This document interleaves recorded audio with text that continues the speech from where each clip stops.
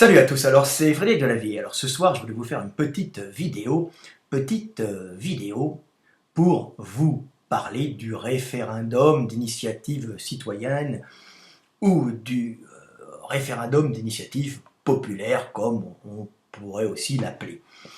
Et je fais cette vidéo surtout pour répondre à de nombreuses interrogations que je reçois sur mes réseaux sociaux où j'entends toujours le même discours, le peuple ne peut pas vraiment choisir ou décider car le peuple est stupide, il n'y a qu'à regarder le niveau intellectuel des gens pour s'apercevoir qu'ils sont dans l'incapacité la plus totale, en fin de compte, de proposer des lois et de les voter. Alors vous imaginez bien que quand on entend ça, c'est-à-dire que la personne qui vous dit ça se situe bien sûr au-dessus du peuple et se considère comme quelqu'un de bien supérieur et donc décide qu'il ne peut y avoir que des élites formées à la compréhension du fonctionnement du monde et du pays et des relations énergétiques qui régissent en fin de compte toutes les relations humaines et les relations entre États, qui pourraient uniquement proposer des lois et, en fin de compte, les voter. C'est absolument stupide de penser que le peuple est incapable de pouvoir faire des lois et de pouvoir les voter. De plus, en pensant qu'un peuple est incapable de faire des lois et votera des mauvaises lois, des lois qui seront négatives et qui écrouleront le pays, c'est ne pas comprendre le fonctionnement organique d'un système de référendum à la proportionnelle, basé sur la possibilité de proposer des lois, de les voter, mais aussi de les annuler à la proportionnelle. C'est-à-dire que si une loi est mauvaise, tout le monde peut se tromper puisqu'il est extrêmement difficile de prévoir l'avenir. Et quand on enclenche quelque chose, par une législation, il est très dur de savoir si ce qui va être enclenché sera bénéfique pour la communauté ou risque d'entraîner le pays dans la merde. D'où l'avantage de pouvoir, à ce moment-là, faire des lois, mais aussi de pouvoir les annuler. C'est-à-dire que quand la loi semble mauvaise, la majorité, à ce moment-là, des individus, ou bien les individus, se mettront à voter à ce moment-là pour annuler ces lois. Donc il y a une très très mauvaise compréhension du système, en fin de compte, de référendum d'initiative citoyenne ou de référendum d'initiative populaire et la façon dont il s'appliquera. Parce que dire que le peuple est incapable de proposer et de voter des lois, c'est déjà un grand mépris pour le peuple et c'est surtout ne pas avoir perçu les changements sociaux donnés par l'évolution des technologies qui ont permis au peuple de maintenant être informé et d'être relié justement à cette information, puisque les gens sont reliés les uns les autres par ces réseaux sociaux, ils ne sont pas uniquement reliés aux organes de propagande appartenant au pouvoir comme BFM ou les chaînes françaises. Les gens peuvent créer leur propre chaîne, même s'il y a beaucoup de censure. Les gens peuvent créer dans les réseaux sociaux des pages, Facebook ou leur propre chaîne, YouTube par exemple, et à ce moment-là, informer ou penser bien informer. Donc, on peut avoir différents sons de cloche. Et c'est la première fois au monde, dans l'histoire du monde, où le peuple, dans sa globalité grâce aux réseaux sociaux, peut être informé, mais aussi désinformé, mais informé de ce qui se passe dans la société. Alors, le flux d'informations donné par ces progrès technologiques, que sont l'informatique, le traitement de données, la vitesse de transmission de ces données sur nos réseaux sociaux, disons, le travail des ingénieurs, fait que maintenant, tout le monde peut avoir accès à l'information, mais aussi à la désinformation. Ce qui est énorme, puisqu'au temps jadis, seul le roi, le monarque ou le président pouvait avoir, par un réseau d'information, un réseau d'informateurs lui fournissant des informations, donc des informateurs se trouvant dans toutes les zones du pays, dans toutes les régions, pouvaient à ce moment-là être les oreilles du roi, du président, du monarque, qui pouvait à ce moment-là, grâce à son réseau d'information, qu'il payait très cher, avec l'argent des taxes bien sûr, connaître l'état économique de tout le pays et connaître un peu la volonté du peuple. C'était le seul à pouvoir, à peu près, s'il était accompagné de bons conseillers, pouvoir vaguement guider un État. Alors il les guidait plus ou moins bien, comme on a vu avec toutes ces convulsions que l'on voit historiques, où les États s'affrontent entre eux et où il y a des guerres civiles, qui correspondent en fin de compte à des désordres énergétiques et des mauvaises gestions, des mauvaises prises de direction des monarques ou des dirigeants ou des présidents, à l'époque où seuls ces individus pouvaient être informés par ce puissant réseau d'informateurs qui leur permettait d'être au courant. Mais seul le monarque ou le dirigeant de l'État pouvait diriger, pouvait, en fin de compte, avec des conseillers, proposer des lois, parce que c'était le seul à jouir d'une information globale. Le paysan du coin, ou le sabotier de la ville, ou, je sais pas moi, le pêcheur, l'éleveur local, ne pouvait pas être informé de tout ce qui se passait dans le royaume ou dans l'État, car il n'avait pas un réseau d'information fourni par la toile, Internet.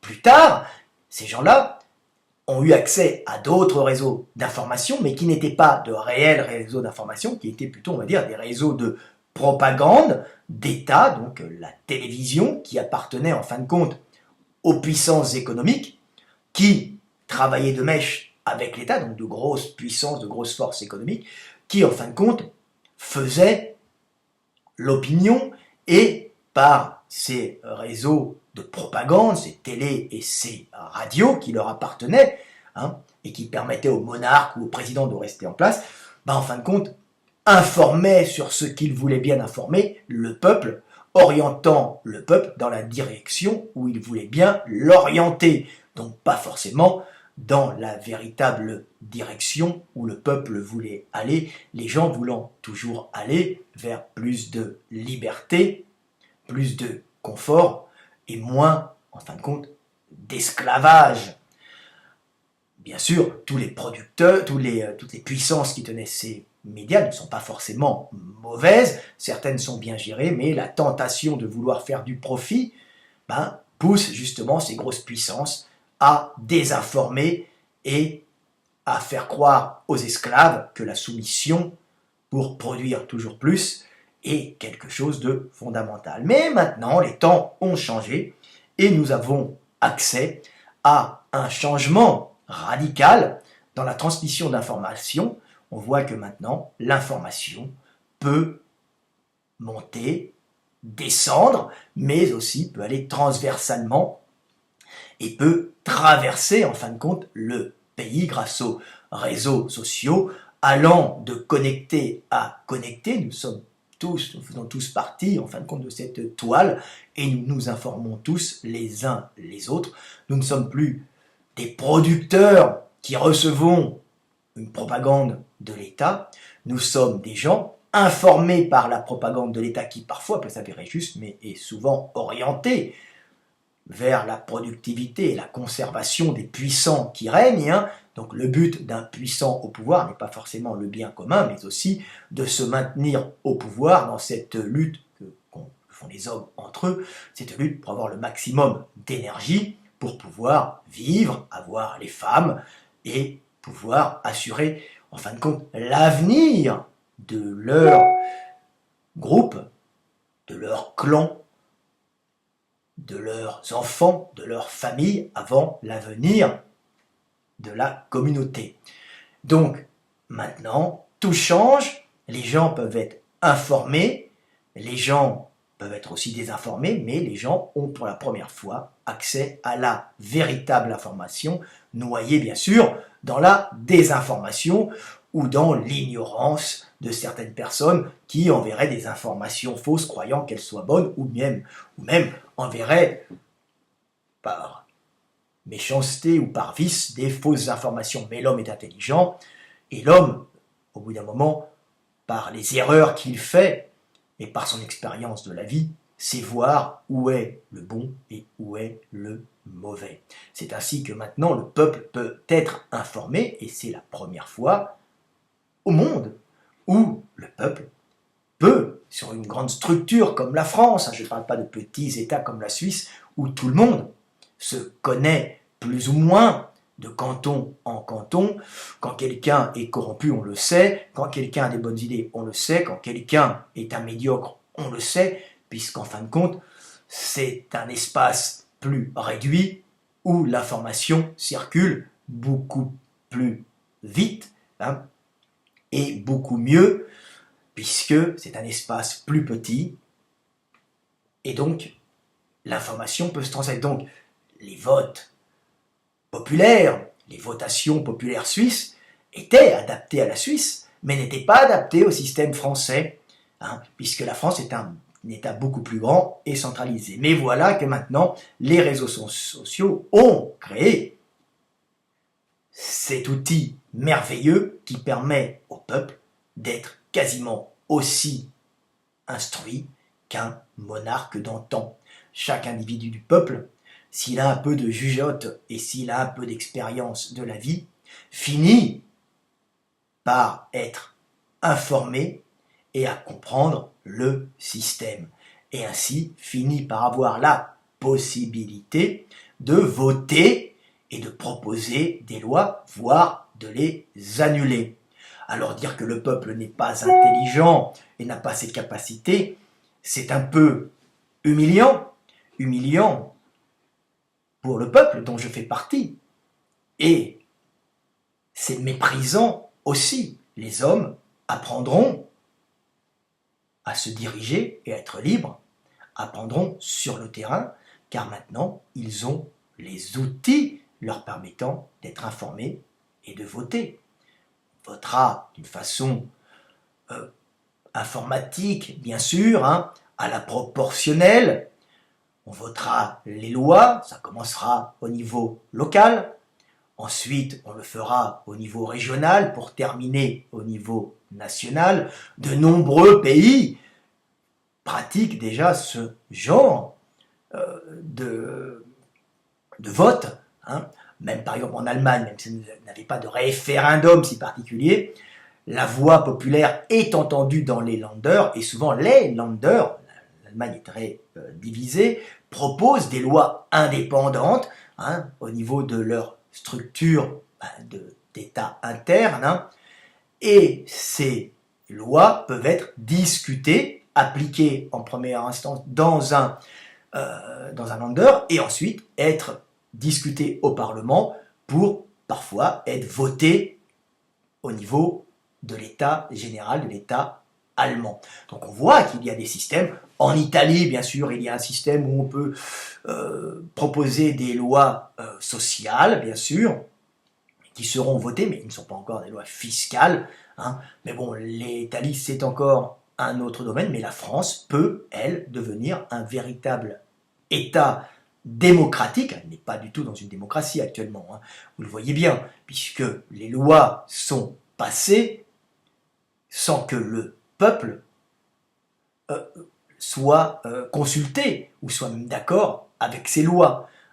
Ce sont des individus qui choisissent à votre place la façon dont vous allez vivre. Et dire que le peuple n'est pas assez intelligent pour voter les lois, c'est insultant pour nous tous quand on entend ça, ou ça prouve que les gens n'ont pas compris le système du vote électronique à la proportionnelle, permettant au peuple de voter les lois, de les proposer, mais aussi, si la loi est mauvaise, de l'annuler. Bien sûr, on n'avance pas sans se tromper. La vie est faite d'erreurs, de rectifications. La vie n'est faite que de déséquilibres rectifiés.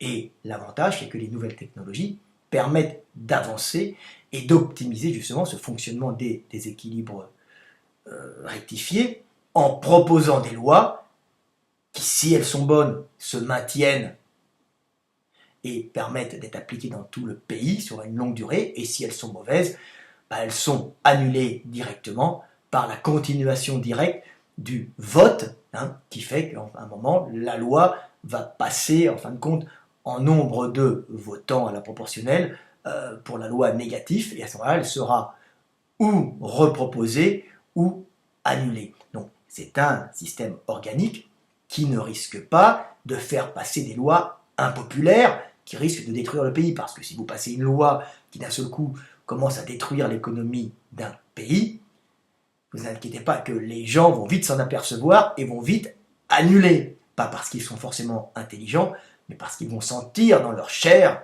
que c'est en train de partir en couille par la baisse, on va dire, énergétique, par la baisse économique de leur niveau de vie, dans leur capacité à récupérer de l'énergie et leur capacité à vivre libre. Donc il n'y a aucun risque, c'est un système, le seul risque c'est que la mafia qui est au pouvoir, les politiques qui vivent sur les taxes prises sur les travailleurs, vont se retrouver au chômage. Et là, nous avons affaire à tout un groupe d'individus qui sont en train d'essayer de dire que les gens ne sont pas capables de voter les lois ou de les proposer et que seuls des spécialistes, comme sont les sénateurs et les députés, peuvent proposer les lois et les voter. Ce qui est humiliant. Pensez bien que Marlène Schiappa, dans ces conditions, est considérée comme quelqu'un qui a, plus que vous, cette possibilité de proposer et de voter une loi. On voit bien que tout ça est une mascarade cherchant, en fin de compte, à dissuader le peuple de devenir libre pour, en fin de compte, maintenir au pouvoir des parasites vivant sur le dos des producteurs, vivant grâce aux taxes récupérées sur le dos de la masse des esclaves, ne votant pas leurs lois et n'étant pas libres de leur avenir. Donc on voit que tout ça est une mascarade et que le véritable individu, la véritable entité organique capable de bien se réguler, c'est le peuple, et c'est le peuple dans son ensemble, et ce, maintenant. Car maintenant, le peuple a la possibilité d'être informé. Je ne vous aurais pas tenu ce discours il y a encore 15 ans ou 10 ans, quand les réseaux sociaux et les systèmes d'information indépendants n'étaient pas encore au point. Maintenant, le peuple peut être réactif. Il peut s'instruire, il peut comparer ce que disent les uns, ce que disent les autres. Il peut savoir ce qui se passe un peu partout en France, dans sa région même et dans le monde. Et il peut proposer, en s'associant des lois, proposer des lois en s'associant. Il peut les voter et il peut même les annuler s'il a fait une erreur. Bien sûr, il fera énormément d'erreurs puisque l'homme apprend de ses erreurs et c'est par l'apprentissage de l'erreur qu'il devient plus intelligent, plus fort et qu'il peut réussir, en fin de compte, à créer un état libre, un état d'homme libre, pouvant choisir la vie qu'il désire avoir. Et on choisit la vie que l'on veut en choisissant les lois sous lesquelles on désire vivre. Voilà, c'était Fred Delavier. petite vidéo pour vous expliquer que maintenant, tout est possible. Tout est possible, pas parce qu'on le veut, mais parce qu'on le peut, grâce au progrès technologique que l'humanité a engendré. C'était Frédéric Delavier. Paix sur terre et à bientôt.